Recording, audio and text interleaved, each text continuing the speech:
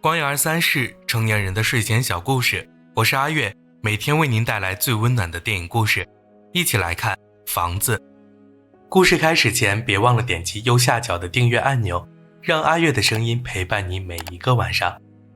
2015年10月的西班牙，阳光依旧炽烈，可那光芒穿不透厚重窗帘，屋内一片死寂，花园更是荒草横生，显然已许久未曾打理。周三是个好天气，何塞带着妻子西雅走进了这栋老宅，扑面而来的霉味让西雅皱了皱眉。何塞看着阳光下飞舞的尘埃，内心却涌起无限感慨。这是他与哥哥妹妹从小长大的家，自从父亲安东尼奥去世，他们三兄妹又都各自成了家，父亲留下的老房子便荒废了下来，而何塞这次回来就是为处理这栋房子。由于哥哥妹妹还没到，何塞便先行着手收拾房子。他穿过生锈的铁架，站在裸露着泥土的花坛旁，恍惚间突然听见有人在背后喊着自己。何塞扭头望向凉亭，思绪瞬间回到了许久以前。那时父亲还在，那时铁架上爬满葡萄藤蔓，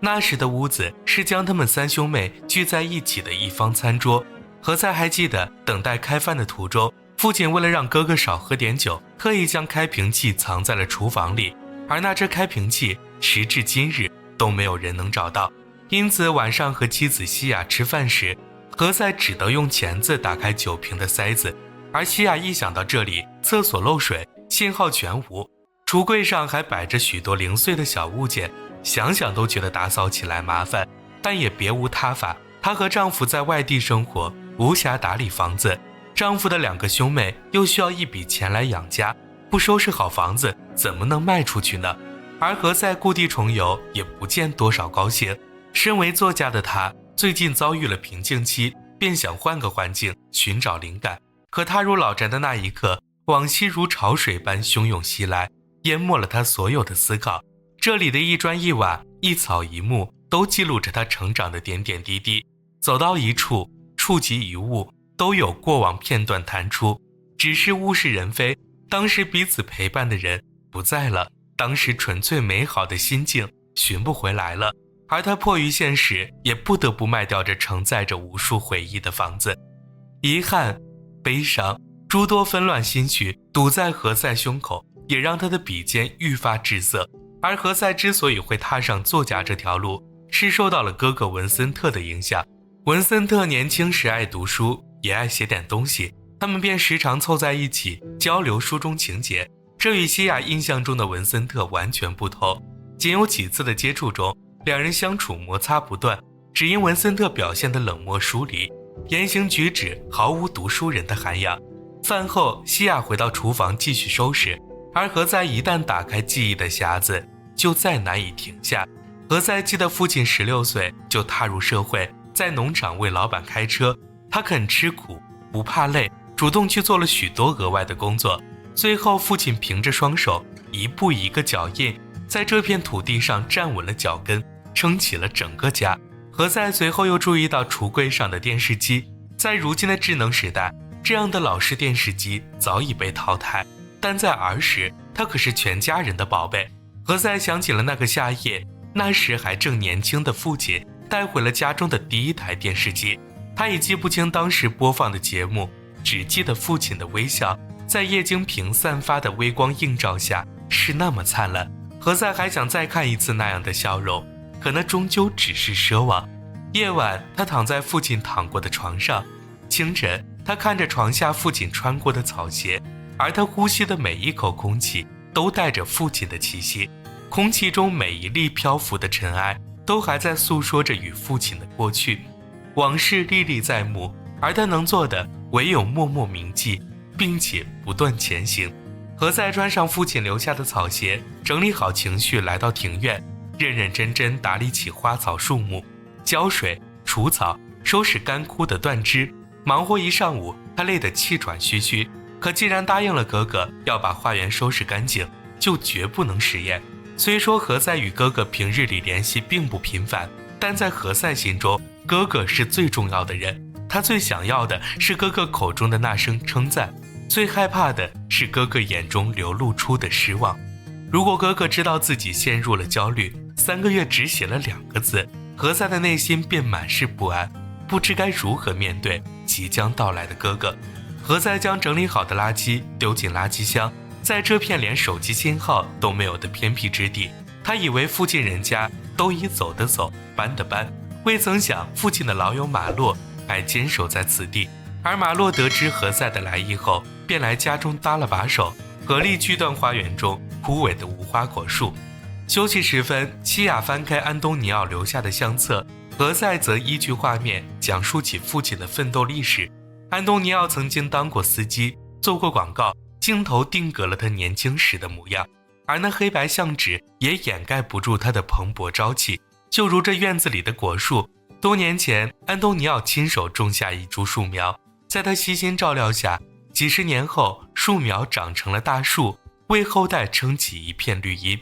马洛其实希望何塞能留下这栋房子，要知道安东尼奥在世时就守着这处宅院，日日等待长大的3个孩子能常回家看看。可安东尼奥又是个骄傲的人，他从不说想念，他只会借着夸耀地里种下的作物有多么好，来向自己表达他养育的孩子也是最好的。安东尼奥常拿着报纸向马洛炫耀小儿子何塞最近又拿了什么奖，而何塞从不知道，一向沉默寡言的父亲会在自己看不见的地方将自己当作他的骄傲。那为什么不能当面说出来呢？何塞不理解父亲面对自己的沉默，就像他不理解父亲为何对栽种无花果树如此执着。当年种下的2棵树，一棵已经干枯死亡，另一棵长到现在也还是一副营养不良的模样。似乎看出了何塞的困惑，马洛缓缓讲起一个故事。多年前，就在这棵无花果树下，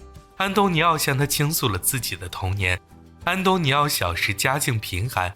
常常食不果腹，哥哥还身患重病。不仅如此，他还经常遭受同龄人的欺负，所以安东尼奥只能自己和自己玩。直到有一天，他在废弃的火车站旁发现了一株无花果树，那树上结满香甜的果实，他攀在枝头，吃得心满意足。自此以后，那株无花果树成了他最好的朋友。在那里，安东尼奥忘了饥饿，忘了哥哥的病，也忘了那个欺负他的男孩。无花果树将他的烦恼通通扔了出去，给了他一个快乐的童年。所以安东尼奥长大后就想将儿时的那份快乐延续下去。他在院子里种树，既是一份对过去的留念，也是对未来的期许。安东尼奥期许自己的孩子也会得到无花果树的庇佑，在幸福与快乐中茁壮成长。而西亚一想到即将见到丈夫的那些亲戚，也不禁紧张起来。她害怕处理不好妯娌间的关系，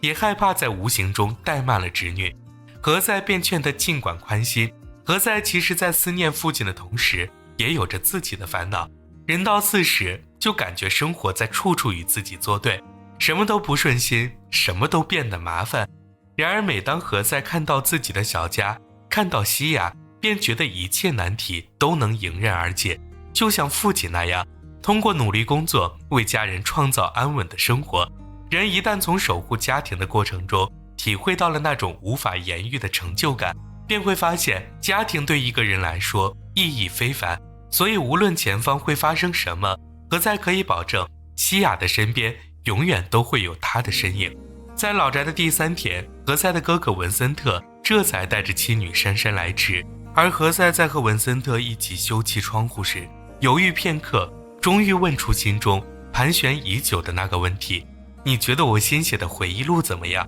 还不错吧？文森特只是轻描淡写地回应了一句，何塞却像是受到多么崇高的赞扬，肉眼可见地兴奋起来。可就在这时，文森特的女儿艾玛突然出现，无情戳穿文森特的谎言，称父亲看都没看一眼。何塞脸上的笑容瞬间僵住，他没了心思再与哥哥相处，满心都是无心安放的失落与酸涩。难道这么多年过去了，自己还是不能得到哥哥的一声夸奖吗？而文森特也不知该如何挽留弟弟，只好将目光重新投向窗外，在这里刚好能看到远处的大海。看着这片海，文森特的思绪飘回到多年前，那时父亲还没盖起这栋屋子，那时脚下的地板还是一片泥土，那时自己站的这个地方，父亲本来要做壁炉，可在听了自己的意见后，父亲将其改建成了大窗户，好让自己能天天看见大海。时光悠悠，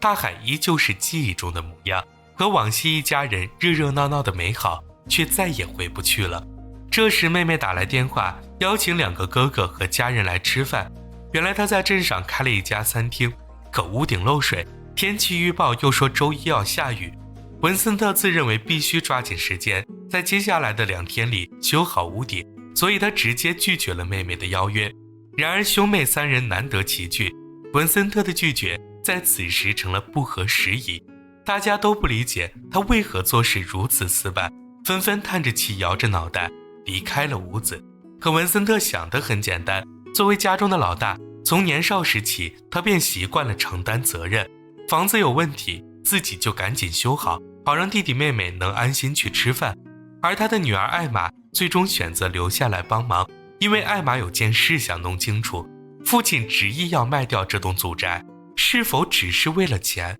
文森特闻言不禁叹了口气，当年盖房子时家里也不宽裕，选用的建材质量都不算太好，今天不是马桶坏了，就是明天屋顶漏了，如果不及时修理，房子迟早有一天会倒塌。但人总会长大，各自奔赴自己的人生，慢慢的这里就只剩下了父亲与母亲。而当他们2人纷纷离世后，那跟维系大家感情之间的联系似乎骤然断裂，这栋房子也就成了前行路上必须要舍下的行李。妹妹这时又打来电话，催促文森特和艾玛赶紧来，而文森特到场后单独将何塞拉到一旁，何塞还以为他有什么要事要相商，结果文森特只是告诉自己不必操心，自家妻女那部分的花费他会单独承担。何塞闻言心里顿时腾地升起一股怒火，文森特这副见外又客套的模样让他觉得既陌生又委屈。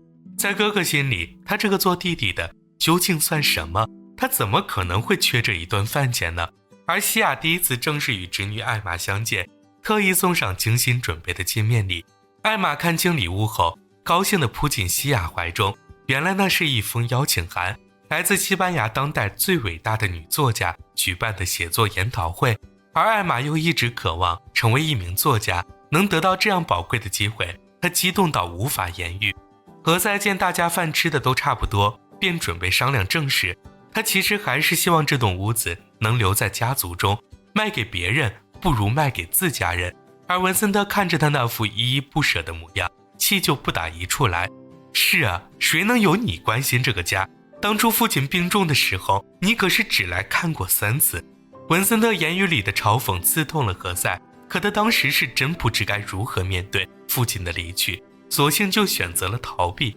文森特觉得他说的轻巧，这其中的痛苦却全由自己和妹妹卡拉承担了。人生又不是电影，哪有叹口气闭上眼睛就结束的？父亲最需要你的时候你在哪里？我和卡拉最需要你的时候你又在哪里？但对卡拉来说，那都已经是过去式了。现在兄妹3人能聚在一起才是最该珍惜的。可有些事文森特做不到轻易释怀，他最后甚至拍案而起，拉上女儿先行回到了老宅。其实对于安东尼奥的思念又何止文森特他们呢？艾玛同样也很想念爷爷，他小时的每一个暑假都是在这里度过的，而他那时最快乐的事就是跟着爷爷走过漫山遍野，去寻找散发清香的迷迭香。如今时光流转，老宅依旧，那山野间的迷迭香也还残留着过去的温度与记忆，陪伴在身边的爷爷却不见了踪影。艾玛每每想来，心中总是忍不住泛起阵阵酸涩。由于何塞有个会议要开，他与西亚暂时离开了老宅，文森特还是从妹妹卡拉的口中得知了这个消息，但他冷静下来后也没有去指责弟弟的不告而别，因为文森特比谁都清楚，今天自己之所以那么生气，一部分是怨恨弟弟的逃避，另一部分则是无法放下当初自己的选择。文森特永远忘不了父亲离世的那一天，变故来的是那么突然，他在病床前守了一整夜，父亲的病情却急转直下。医生最后给了自己2个选择，是继续抢救，还是让父亲安静离开。文森特还记得当时父亲形容枯槁的面容，持续数月的治疗不仅拖垮了父亲的身体，自己和妹妹也被折磨到几近崩溃。再加上当时联系不到弟弟，妹妹又在儿童医院照顾侄女，在这孤立无援的时刻，文森特最终独自做下决定。也就是那一天起，他丢掉了沉重的枷锁，却也永远失去了父亲。自责与悲伤如影随形，那个寂静又绝望的清晨，成了他心底永远无法愈合的伤疤。文森特的讲述勾起卡拉痛苦的回忆，他没能见到父亲最后一面，以至于如今只能坐在阳台上，透过这里的一草一木去细数与父亲的点点滴滴。就在这时，女儿莱雅的一声催喊将卡拉唤回了现实。由于安东尼奥离世时，莱雅尚小，对生死没有深刻的认知，和家中其他人的忧郁截然不同。她依旧活泼天真，散发着孩童独有的朝气。莱雅此刻拉上母亲，嚷着要吃树上的橙子，可她不要最下面的那个，她要里面颜色更鲜艳的橙子。看着女儿撒娇的模样，恍惚间卡拉又回到了过去，此情此景与当年何其相似。当年的自己也就如莱雅这般大小，站在这棵橙子树下，摇着父亲的胳膊，撒娇要吃最里面的橙子。卡拉回到屋内，文森特的妻子奥加希望她不要将丈夫昨天的无礼放在心上。安东尼奥离世这几个月来，家中的生意出现了问题，文森特一直背负着沉重的压力，说话难免有些不好听。卡拉理解哥哥的苦衷，并未将其放在心上，而他昨天情绪有些激动，也只是舍不得这栋老宅罢了。但卡拉主动找到文森特，想说些什么，却又不知该从何说起。文森特便说自己联系好了律师，卖房所需的文件已尽数备齐，现在可以挂牌出售了。他谈起这件事来，就像是讨论今天天气如何那样轻松，而他也是三兄妹中卖房最坚决的那个。可卡拉比谁都明白，他又是最不想说再见的那个。文森特说他前几天又一次在街上看见了父亲，他就那样呆呆望着，等了好久才反应过来，父亲早已离开了自己。就在兄妹俩沉默时，屋外传来汽车的喇叭声，原来是何塞从外地赶了回来。何塞从卡拉嘴里第一次得知父亲离世的真相，便也理解了哥哥心中的那份痛苦。亲手送走至亲，这该是多么沉重的负担。而他此次带了许多建材回来，是因为他记得父亲生前最后的愿望就是将院子里的凉棚搭好。卡拉在旁适时补充，父亲当时为了建这个凉棚，不顾老迈的身躯，每天忙得汗流浃背，直至填满整个泳池。可他费尽力气做了这一切后，两个儿子却一直都没回来。而卡拉之所以知道这件事，是因为当时父亲需要定期去复查，他就一直陪在父亲身边，忙前忙后处理各种程序，岂料情况有一天会突然恶化呢？不过那都已经过去了，往昔的纷争、遗憾与伤痛都在时光的洪流中渐渐远去。如今这个世上只剩下他们兄妹三人是彼此仅剩的亲人。卡拉提出一起来个拥抱，一开始文森特还有些别扭，可渐渐的他主动用臂膀揽住了两个弟妹，风声便在这一刻变得又沉又重，宛如耳畔的呼吸，胸腔的心跳，有力且坚定。三人间的隔阂，过去的矛盾与误会，也都融化在了这个温暖的拥抱中。隐约间，他们闻见了无花果树的气味，那味道既是来自父亲童年的那一刻，也是来自院子里陪伴他们成长的那一刻。儿时的欢乐，长大后的苦涩，以及家人间的牵绊，似乎都寄于那一棵无花果树上。卡拉想起过去有一天自己陪父亲去复查，那天阳光正好，正是人间最可爱的4月天。他已迫不及待带着女儿和父亲外出游玩，安东尼奥却惦记着家里的一草一木，等着他去打理。比如那棵橙子树该熏蒸了，不然长了蛀虫，女儿就吃不到最里面的橙子。厕所也该修了，这样孩子们回来会住得方便些。卡拉听着他的念叨，随后提起卖车的事情。医生称父亲已不适合开车，而车子闲着也是闲着，不如趁早出手。但舍弃这样一件事物，对于安东尼奥来说谈何容易。孩子们还小的时候，他就已经开着那辆车，带着全家人四处游玩。那时沿途的风吹乱了副驾驶上妻子的发丝，那时的一切都还完好无损，车子是新车，他的身体也正康健，一切都充满了希望。卡拉的思绪回到现实，明天就是彼此分开的日子了。已有买家联系了文森特，所以这一次分别，兄妹三人不知何时会再相见。恰好凉棚已搭建完毕，卡拉和丈夫便决定为大家做一顿大餐，为这段相聚时光画上一个圆满的句号。父亲的老友马洛也受邀来到聚会上，而何塞一见到他，便将老宅的钥匙给了他一把，自己和哥哥妹妹们终将回归各自的生活中去。而马洛作为家族变迁见证者，常来老宅里看看，替他们守护这份珍贵的回忆，也是好的。随后何塞在妻子的劝说下，主动找到了哥哥文森特，奥加便识趣地将空间留给这对总是吵闹的兄弟。对于父亲的离开，何塞远不像他表现的那么轻松。无数个寂静的夜晚，他都会被回忆裹挟，回到那个和父亲共处的最后夜晚。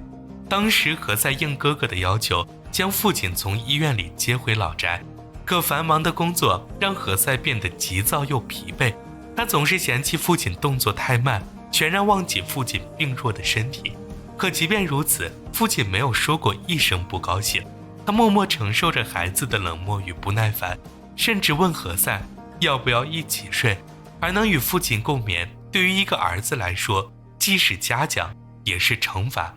因为自从父亲死后，那个夜晚就成了何塞再也无法忘怀的烙印。他在父亲毫无保留的爱与包容中，日日夜夜品尝着愧疚的滋味，后悔没能好好与父亲说一声再见。然而生活不会因个人的悔恨而停下，就如家人反复念叨的那样，一切都已成为过去。文森特原谅了弟弟曾经的逃避，只希望以后大家都能向前看。他告诉何塞，其实他那本关于家族的回忆录一经发布，自己就已经看过了，而里面描述自己的句子，文森特甚至能倒背如流。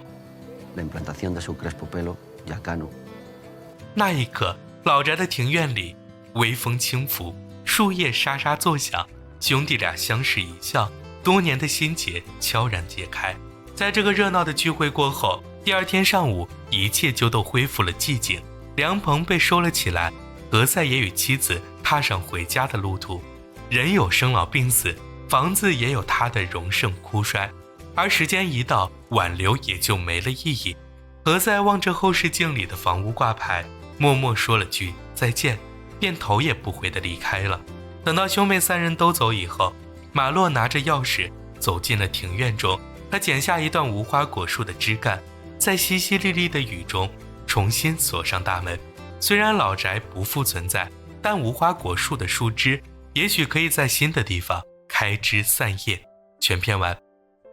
哦，对了，如果喜欢阿月讲的这个故事的话，别忘了点击右下角的订阅按钮哦，让我们每晚在光影23室相互陪伴。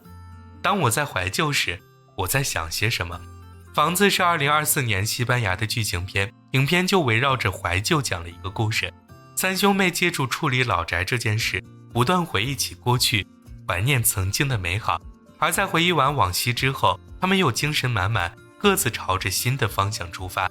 不知大家是否听过阿贝贝这个词？如今社会节奏快，尤其是年轻人总要面对各种各样的压力，而像阿贝贝这样的旧物变成了他们的心灵寄托。对不少人来说，它可能是一个陪着入睡的玩偶，一条盖了多年的毯子。一旦踏入复杂的社会，这些童年旧物就成了心中温暖又熟悉的避风港。在我遭遇挫折、满心焦虑时，阿贝贝就成了安抚心灵的安全岛。那些压得人喘不过气的压力，似乎都能在他的陪伴下悄然消散。但怀旧可不是把所有旧东西都留着，也不是靠吹嘘过去的成就来掩盖现在生活的不如意，逃避自己该承担的责任。我过年回家吃饭，总有长辈喜欢在饭桌上谈起他当年的英勇事迹，可他提完了当年勇，回家后要面对的却是生活的一地鸡毛。这家欠了债没还，那家前些日子起了矛盾，他的骄傲与神气只能靠回忆来支撑。这并非真正的怀旧，这就是自欺欺人的吹嘘。拿我创业的经历来说，这些年我办公室的东西旧了换了，又买了新的，却始终保留着签下第一份合同的水笔。创业的过程特别艰难，在资金紧张、业务开展不下去的时候，我常常会拿起这支笔，因为它不只是一件旧物，一个纪念品，它更像是时刻提醒我，别丢掉年轻时的那股冲劲，也别忘这一路来的挫折与失败。没有什么是能真正阻止我的，而这也许就是怀旧的意义，不仅是对过去的回望，更是从往昔汲取力量，奔赴未来的精神指引。如今光影234已经启用了热推功能，通过台湾朋友们的点击支持，可以帮阿月实现影片的更广泛曝光。具体操作步骤在说明栏中有详细说明，这将有助于我结识更多的观众朋友。阿月在此先行谢过，真诚希望在台湾的您能帮我尝试一下。再一次感谢大家的支持。如果你喜欢我讲述的故事，可以点击观看光影234的播客列表，这里面分类整理了阿月讲述的近500部电影故事，总有一款适合陪伴您进入甜蜜的梦乡。当然也不要忘了订阅光影234，这样就能第一时间查看我的最新视频。